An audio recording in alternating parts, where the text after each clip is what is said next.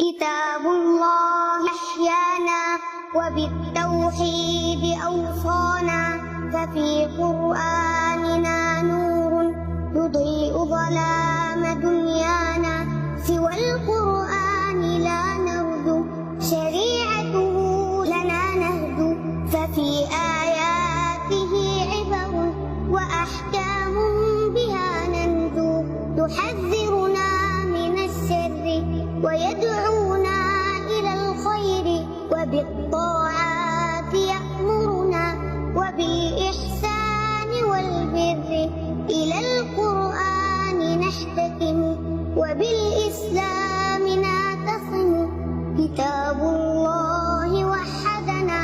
فلا عرب ولا عجم، كتاب